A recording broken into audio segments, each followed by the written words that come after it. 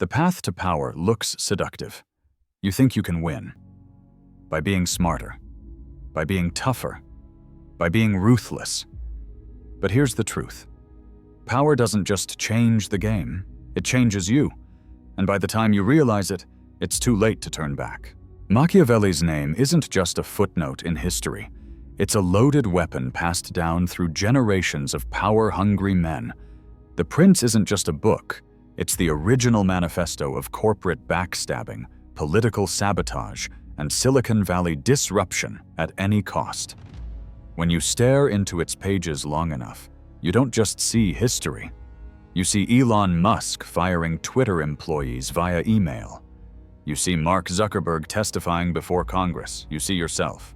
At first glance, Machiavelli's wisdom feels like liberation, the adrenaline rush of throwing off morality's chains. No more pretending to care, no more playing nice, just the electric thrill of total control. He gives voice to the quiet thought every leader has, but dares not whisper.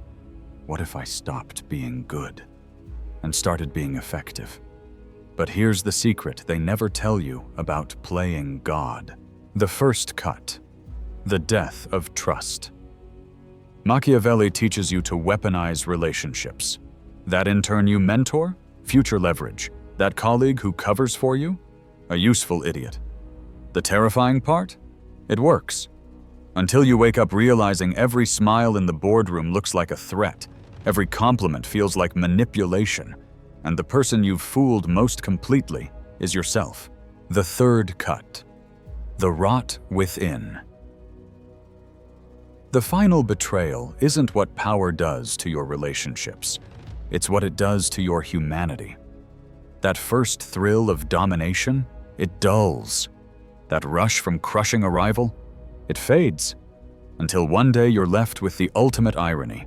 You've won absolute control over a life absolutely not worth living.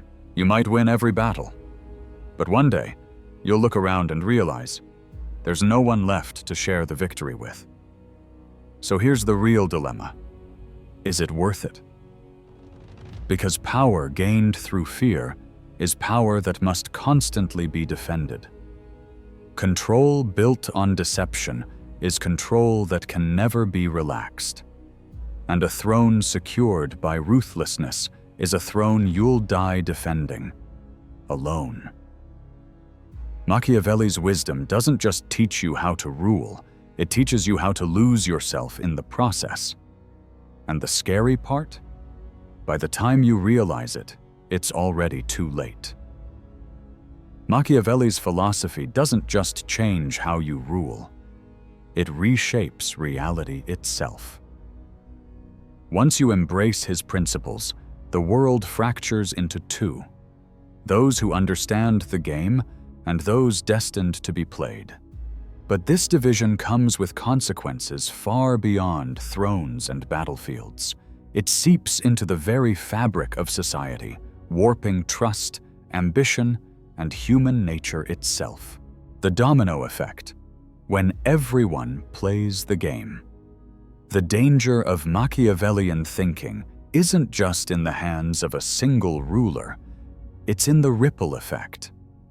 When leaders operate on deception, their courts learn to mirror it. Advisors lie to please. Generals scheme to advance. Subjects feign loyalty while plotting in shadows. A kingdom built on cunning doesn't just produce a ruthless king, it breeds an entire culture of betrayal. And once that poison spreads, no one is safe, not even the prince himself. History proves this. The Medici, the Borgias, the emperors of Rome, they mastered Machiavelli's lessons, only to be destroyed by those who learned from them. Because when manipulation becomes the norm, every alliance is temporary, every victory is fragile, and every successor is a potential assassin. The illusion of control. Machiavelli promises mastery over chaos, but that promise is a mirage.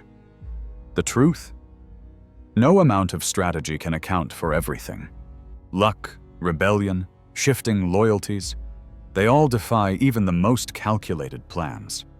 And the deeper you sink into paranoia, the more you tighten your grip, the more control slips through your fingers. The Roman Emperor Commodus thought fear could secure his reign. Instead, it turned his own inner circle against him.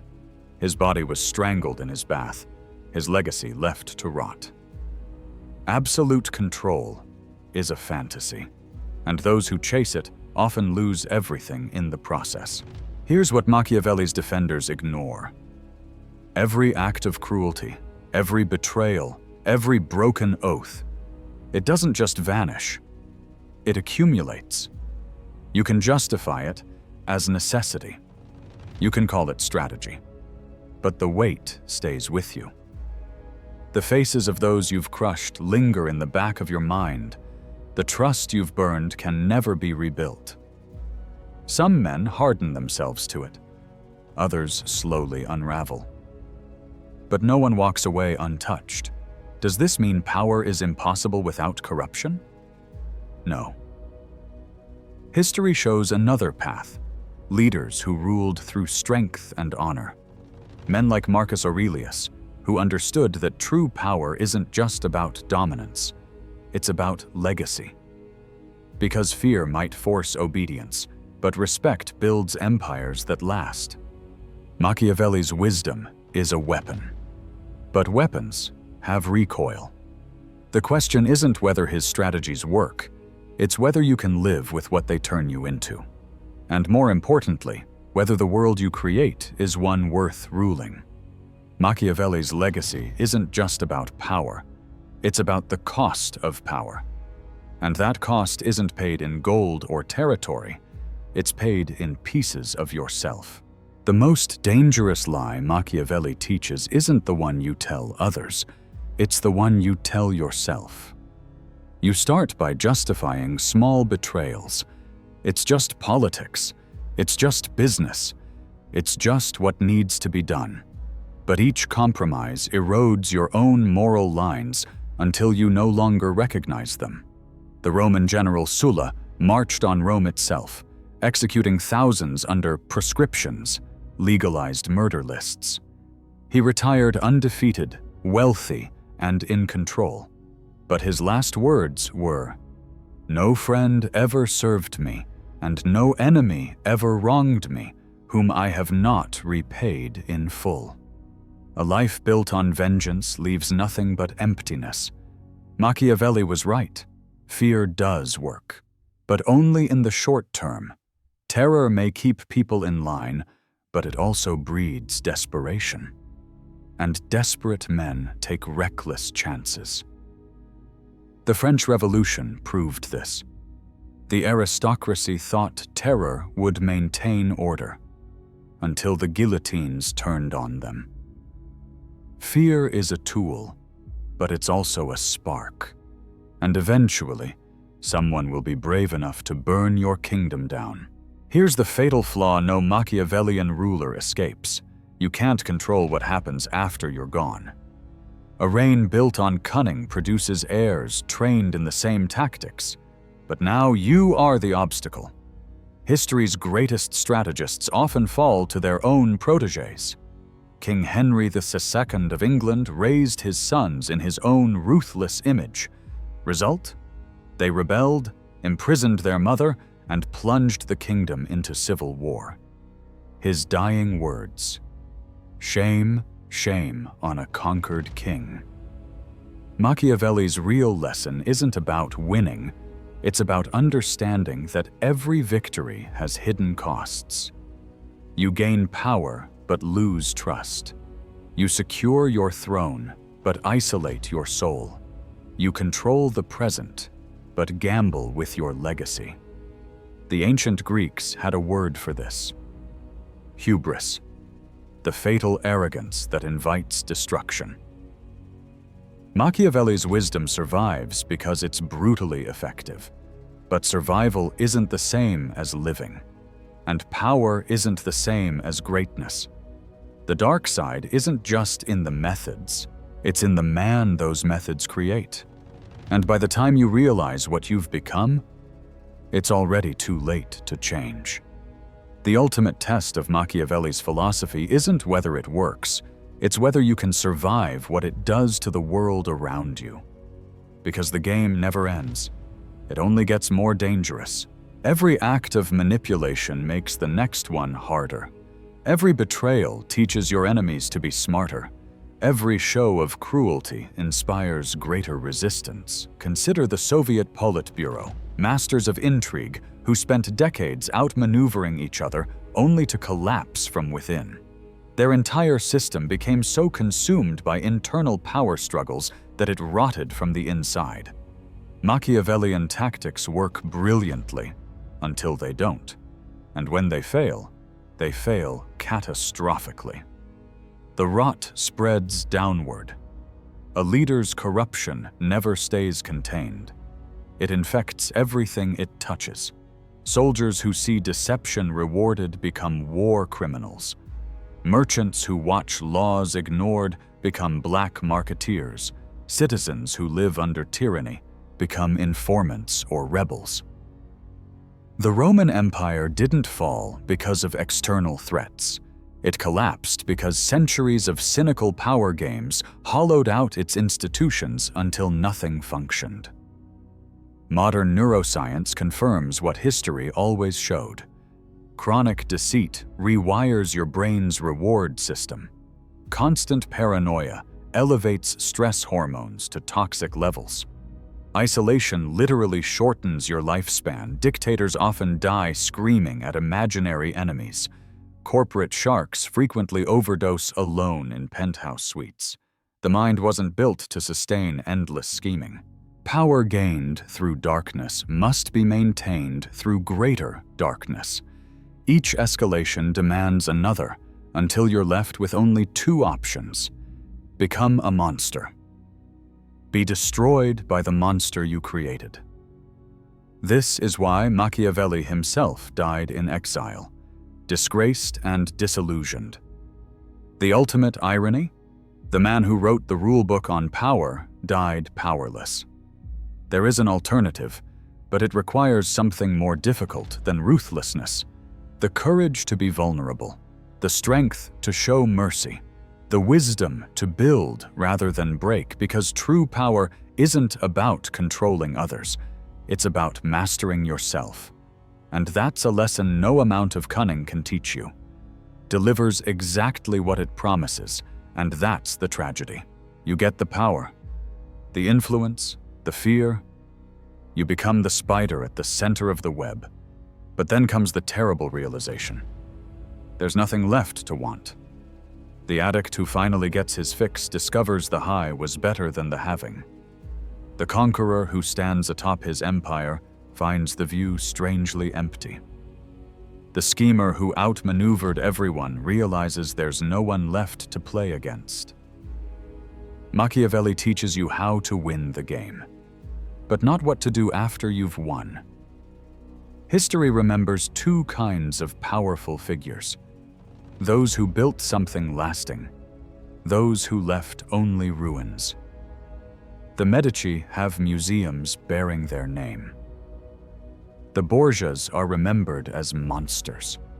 The difference wasn't in their cleverness, it was in what they chose to create rather than destroy. The final, cruelest twist? The person who follows Machiavelli's path to the end doesn't just lose others, they lose themselves.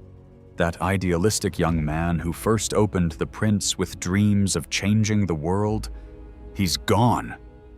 In his place stands a cynical operator who can't remember why he wanted power in the first place. Real strategy, enduring strategy, requires something more nuanced than pure ruthlessness. The foresight to know when not to strike. The wisdom to leave some bridges unburned. The humility to understand no one outsmarts fate forever. The Roman general Scipio Africanus could have destroyed Carthage completely after defeating Hannibal. Instead, he negotiated terms that lasted a generation and made Rome stronger for it. Machiavelli gives you tools, not destiny. The darkness in his wisdom isn't in the tactics themselves, it's in what happens when they become your only language. You can use deception without becoming a liar. You can employ force without becoming a tyrant. You can understand power without being consumed by it. But this requires what Machiavelli never taught: restraint. Machiavelli's greatest trick wasn't teaching men how to rule. It was convincing them they had no other choice.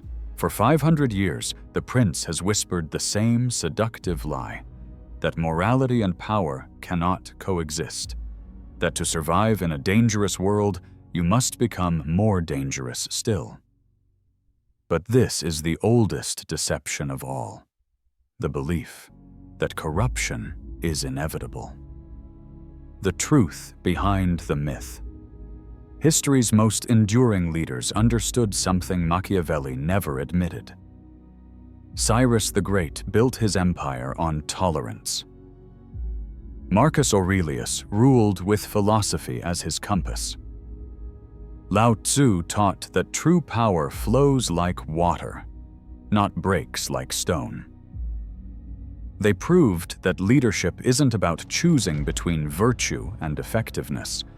It's about finding the third way. Today's world makes Machiavelli's dilemma more acute than ever. Social media rewards manipulation. Corporations incentivize short-term ruthlessness. Geopolitics celebrates realism over morality. Yet simultaneously, studies prove trustworthy leaders outperform manipulators long-term. Transparent organizations weather crises better. The most admired companies prioritize ethical foundations. The final question isn't whether Machiavelli was right, but whether we're asking the right questions. Not, how can I win? But, what's worth winning? Not, what must I sacrifice to gain power? But, what will power cost those I claim to serve?